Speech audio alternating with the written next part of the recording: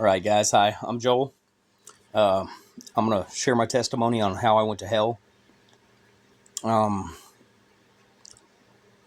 Back whenever I was a teenager, man, I fell away from Jesus, man, and just started getting into like hoodoo, voodoo, witchcraft, whatever you want to call it, man.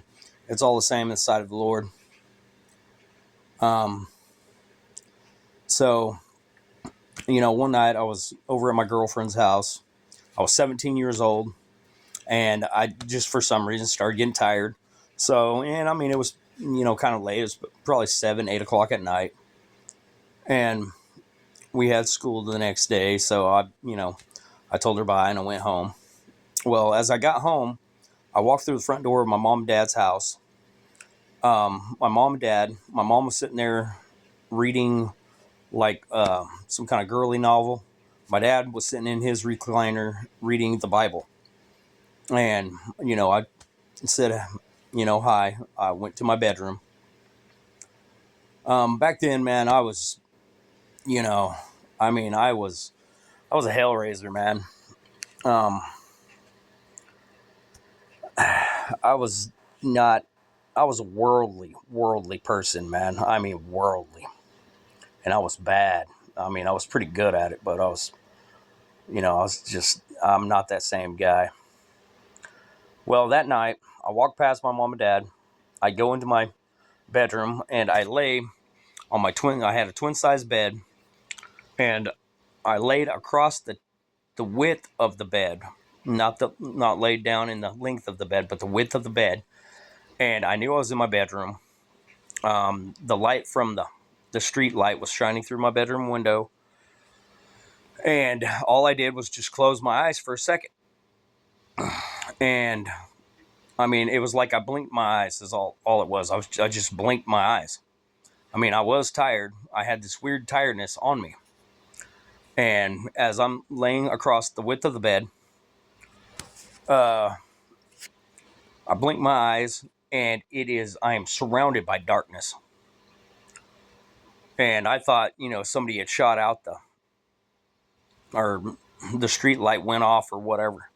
Well, come to find out, man, as but I felt like I was standing up. And for, like just a split second, I'm sitting there thinking, man, what happened? Where am I? Well, all of a sudden, man, I don't know how to explain this, but it was like the realization of where I was at happened, and it hit me full force, man. Then all of a sudden, I started hearing this demonic laughter coming from in front of me, then one coming from the side of me, from another side, until they were engulfing me, and I am sitting there just freaking out, dude. I mean, I knew immediately that I was in hell. There's no exception. You know where you're at, and you are there. Well, I knew that these demons, devils, fallen angels, whatever you want to call them, were going to just, oh man, I knew that they were going to rip me to shreds, man. And see, back then, whenever I was 17, man, I thought I was just, 6'2" and bulletproof, man. I mean, you're a kid. You think you're hard, and you're not really that hard. Um, well, the next thing you know, dude, I don't know why I thought this, but I thought it. And as I thought it, I started screaming out his name. And I mean, just the utter terrification that you know that you're in hell, that you have been separated from life itself, that you are going to go through the second death for all eternity hits you. It hits your every being, your essence. It hits your spirit, man. And you can do nothing about it. Well, as I'm standing there in hell, these things are just, man, I mean, it was just intense horror. And I start screaming out, Jesus, save me. Jesus, save me. And I mean, I must have said it about 7 or 8 times, man. It could have been a lot more than that. But I'm sitting there yelling as loud as I can, man. And I mean, I'm just screaming. And it gets even more intense, man. The laughter, man, starts to start. It almost like drives you crazy, and the darkness just like drives you crazy. I didn't get to smell anything. I didn't get to see. There was no like foreign orange light. I think I was in a prison cell or in what I heard one pastor say that he was in a pit. And I'm looking up and I'm just yelling for Jesus, man. Save me, save me, save me. And I could tell these demons are getting closer and closer. Well, all of a sudden, I mean, it felt like I was there for, I don't know, man, maybe 8 minutes or so. It could have been, man, it could have been 3 minutes, 3 to 8 minutes. I don't know. I mean, time there, there's no time. So you don't know how long stuff takes anymore.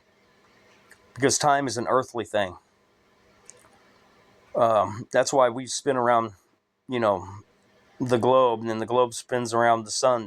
That's time. That's how you judge time.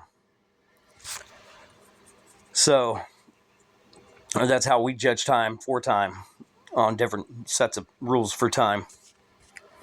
But I know, man, whenever I let out the loudest yell I've ever yelled in my life, and I said, Jesus, save me. Then I opened my eyes. I was back in my bed, still laying the width of the bed. I jump up. I'm covered in sweat, man. I come outside. Well, okay, before that happened, hold on. Before I blinked, I was back in my body.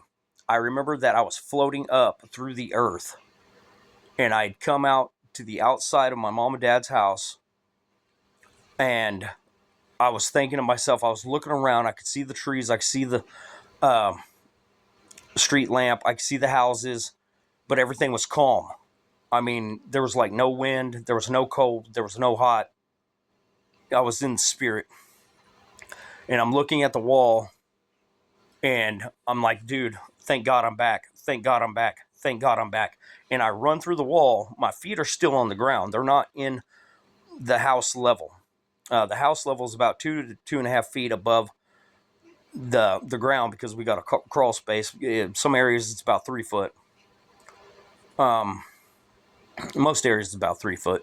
So I know that the floor is almost up to my thighs, almost up to my waist.